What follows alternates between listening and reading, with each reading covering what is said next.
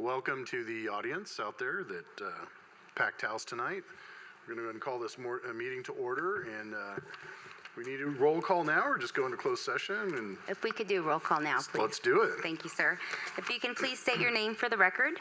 Members from the City of Colton. John Echeverria. Thank you. Members from the City of Loma Linda. Felipe Duper. We're all coming up with new names tonight. That's our new holiday tradition. Dusty Rigsby. Thank you. Members from the County of San Bernardino 2nd District. Thank you. Members from the County of San Bernardino 5th District. Joseph Baca, present. Thank you. And members from the City of San Bernardino. Freddie Charette. Yes. Thank you. Okay. On that note, we're going to adjourn to closed session.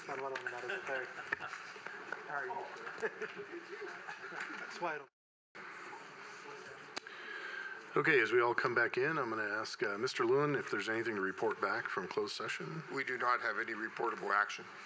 Okay, thank you very much. We're going to move on to our open session and begin with the Pledge of Allegiance. And I had not set this up prior to, but Dr. Rigsby, would you lead us in the pledge? Ready, begin. I pledge allegiance to the flag of the United States of America and to the republic for which it stands, one nation, under God, indivisible, with liberty and justice for all. Thank you very much. Do we need to do another roll call, Madam Clerk? Yes, if we could, sir. Yeah. Thank you. If you could please state your name for the record. Members from the City of Colton. John Echeverria. Thank you. Members from the City of Loma Linda. Phil Duper? Dusty Rigsby. Members from the County of San Bernardino 2nd District. Thank you, sir. I got your roll call. Member from the County of San Bernardino 5th District. Baca, present. And members from the City of San Bernardino. Helen Tran. Councilmember Sandra Ibarra.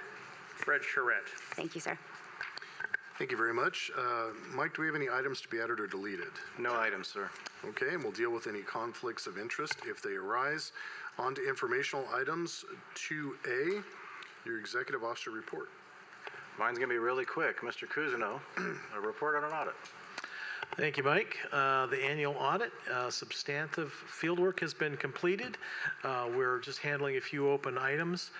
We expect to have a final draft review either in late December or early January.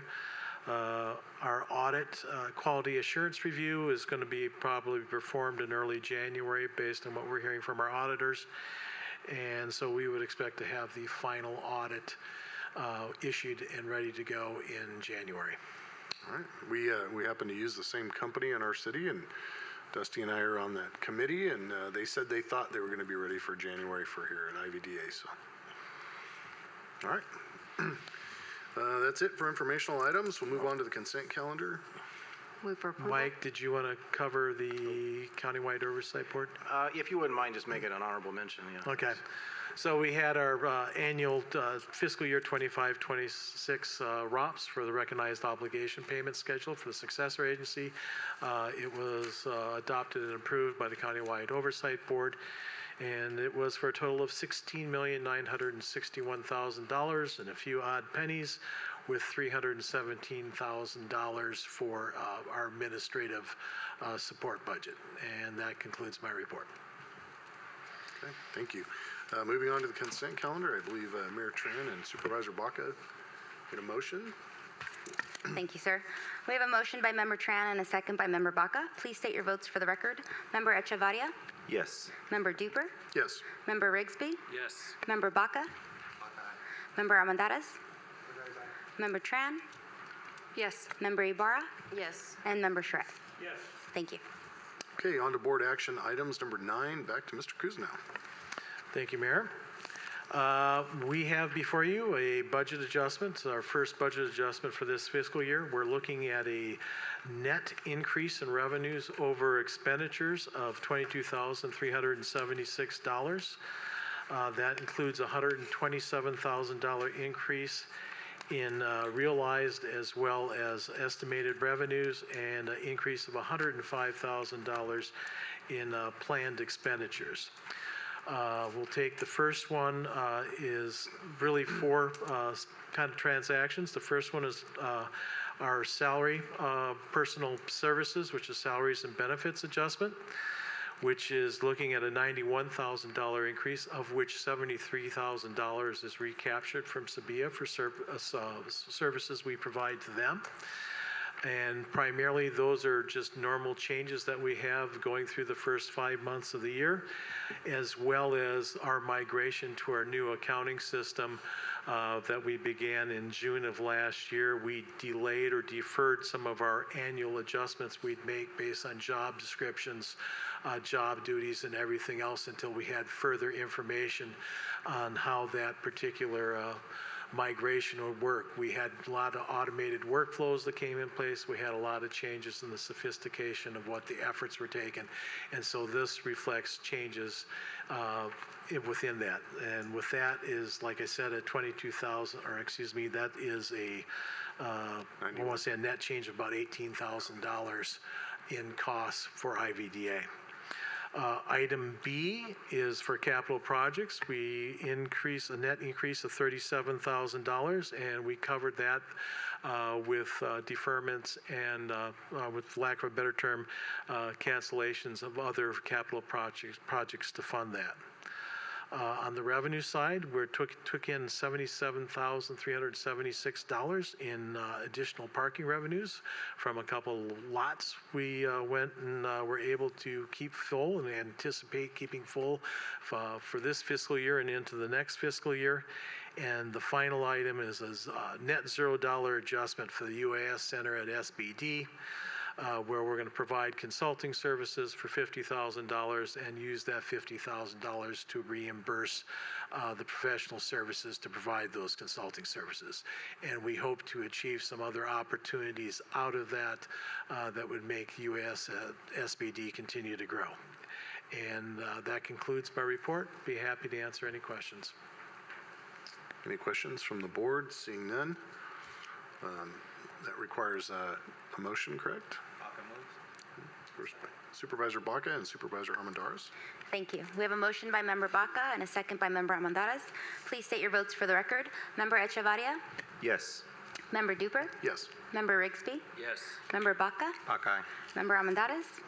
Member Tran? Yes. Member Ibarra? Yes. And Member Charette? Yes. Thank you. Thank you very much. Moving on to item number 10, Mr. Barrow. Thank you, Mayor. Approve of this item would ratify an emergency lighting repair contract with Performance Electric per the final time and material fees of work performed. Ratify a construction contract with Performance Electric in amount not to exceed $39,433 for our DFAS 1 emergency lighting project, and authorize the Chief Executive Officer to execute all related documents. This is for our project over there in DFAS where we had some theft on our parking lot lights that we had to jump on right away to keep our tenant, safe out there. And staff recommended the board approve the recommended item. Another Supervisor Baca and Supervisor Armendariz. Thank you. We have a motion by Member Baca and a second by Member Armendariz. Please state your votes for the record. Member Echevarria? Yes. Member Duper? Yes. Member Rigsby? Yes. Member Baca? Buckeye. Member Armendariz? Member Tran? Yes. Member Ibarra? Yes. And Member Charette? Yes. Thank you. Moving on to item number 11, back to Mr. Barrow. Thank you again, Mayor. This is the approval for professional service agreement that would authorize Cordova Corporation to provide construction support service for all phases of our construction of our 3rd Street Corridor roadway rehabilitation project. Approval of the award of the professional service agreement with Cordova Corporation in an amount not to exceed $361,834 for the 3rd Street Corridor roadway rehabilitation project, and authorize the Chief Executive Officer to execute all related documents. And this is for our 3rd Street Corridor project that runs on the north side of 3rd from Victoria to Del Rosa, and staff recommends that the board approves the recommended action item. Baca moves. I'll second. Thank you. We have a motion by Member Baca and a second by Member Tran. Please state your votes for the record. Member Echevarria? Yes. Member Duper? Yes. Member Rigsby? Yes. Member Baca? Buckeye. Member Armendariz? Member Tran? Yes. Member Ibarra? Yes. and Member Charette. Yes. Thank you. Thank you very much. Moving on to item number 12, consider and discuss a report on grant initiatives. Ms. Beltran. Thank you and good afternoon. I'm pleased to share IVDA's grant initiatives for this past year. As you know, grants play a critical role in our funding for our capital improvement program, enabling us to address key infrastructure challenges such as failing roadways, leasehold improvements that might otherwise be difficult for us to tackle without the support of federal and state grants. Next slide, please. One of the standout projects this year was the 3rd and 5th Street corridor project, which is now complete. This was made possible through a generous $5 million grant from U.S. Economic Development Administration. And this project really showcased the power of teamwork with excellent collaboration between Seminole Band of Mission Indians, the City of Highland, and IVDA. As you can see on the map there depicted in yellow, the project focused on the area east of Palm, along 5th and 3rd Streets, or 3rd and 5th Streets. Several improvements here, including new roadway pavement, signage striping, a beautiful raised landscape median on 5th Street. One of the key highlights was the 3rd Street connection onto 5th Street. There was a punch through there that now improves access to the 210 freeway. So this project was completed this past summer. Next slide. Another important project is the Sterling Avenue project at 3rd Street. This is a joint partnership with Seminole Band of Mission Indians. This roadway development is going to provide a new entrance at the airport's fuel farm on the north side of the airport. We're fortunate to have received a $3 million grant from the U.S. Economic Development Administration. So the design for this project is complete. Just last week, we received 3 construction bids, and our staff is reviewing along with the engineering consultant. We expect construction to begin in the first quarter of next year, with the goal to complete it within 300 days. Next slide. Next, we have here the 3rd Street Corridor project, funded by a $3 million grant from U.S. Department of Transportation. The roadway improvements will take place along 3rd Street, stretching from Del Rosa Avenue to Victoria Avenue. So currently, our environmental consultant, Tom Dodson, is wrapping up to obtain NEPA approval from Caltrans, who's managing the project on behalf of DOT. And once we have that approval, we'll be moving on to the engineering phase approval process with Caltrans. Next slide. So as part of our commitment to our Green Energy Element program to reduce greenhouse gas emissions, we've been installing level 2 charging stations for light-duty vehicles across the campus. So this was thanks to rebates from SCE's Charge Ready program. And this is part of a broader effort to meet the growing demand for electric vehicle charging infrastructure. Just last week, we also submitted 2 grant applications to Energize EV Jump program for charging infrastructure for medium electric vehicles. So we're waiting for news on our application status. At this point, I'm going to hand it over to Mr. Burrows, who will speak on the UAS Center. Thank you. So if you can go next slide. So a lot's happening over at the UAS Center. Obviously, this is emerging technology, and I want to thank Miriam for staying the course with us, particularly this year, because we have looked at a lot of different agencies to be able to help support expansion of the programs and services that we offer. So one of the more recent ventures that we are testing out there is the potential to, through a state grant, to replicate our Train the Trainer training at a facility on the east coast of the U.S. So that application was just submitted, and so there again, after turn of the year, we're hope to have some new success, and hence the request for the budget adjustment in anticipation of that. Okay, so you guys are behind all that brouhaha on the East Coast. No. Those fellers are pretty scared with all that stuff. Can you guys? I could say it's not going to be in New Jersey, but nothing. No offense to New Jersey, but it won't be New Jersey. But. Anyhow, so just stay tuned, and again, we're always going to be looking at new opportunities, and through your own agencies, if they're out there, and we haven't pursued them, we'd be happy to jump on it, collaboratively or however we can. So again, that concludes our report. Make a motion to move. Okay. I think it's just a receive and file, but. Yes, sir. Okay, thank you. All right, on to 13. Let's review the status of our action plan. Well, obviously, we're not approving or accepting an audit report today, so you got the update on that. Staff is going through our business plan and looking at appropriate updates to recommend to you, hopefully just after turn of the new year. And on behalf of staff, I want to thank you all for your continued support this year and your leadership, and wishing you all very happy holidays. Thank you very much. Okay, moving on to open session public comment. I have 2 speaker slips. The first is for Tanya Gonzalez.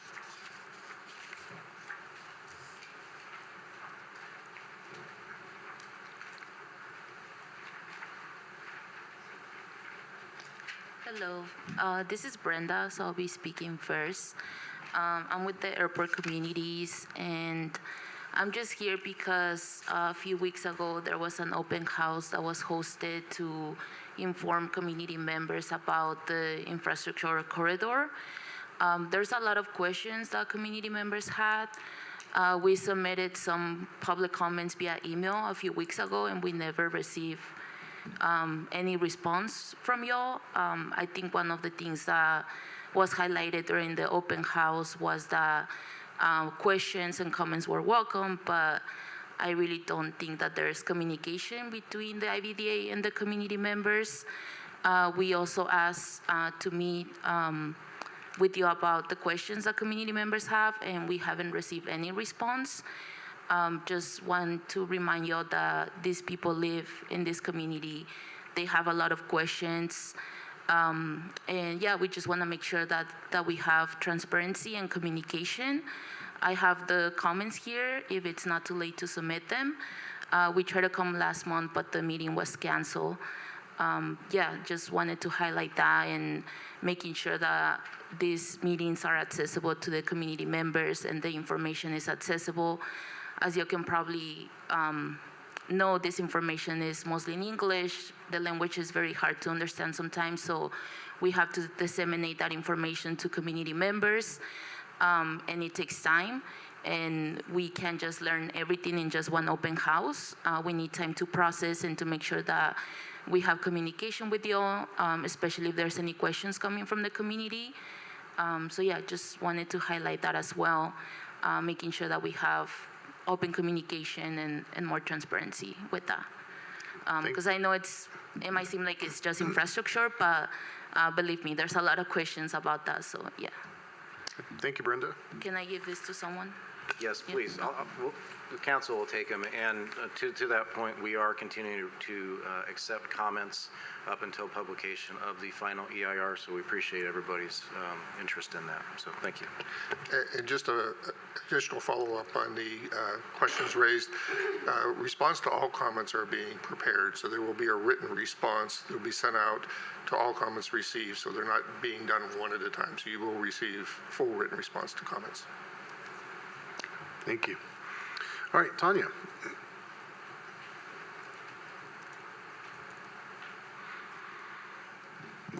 Hello. Just want to echo what Brenda said. I feel like we've been, well, maybe this year we didn't come as often as we did the past 2 years, right, when we were fighting the Gateway specific plan. But yeah, I feel like we just come here almost every time just to ask you all to be transparent and to communicate.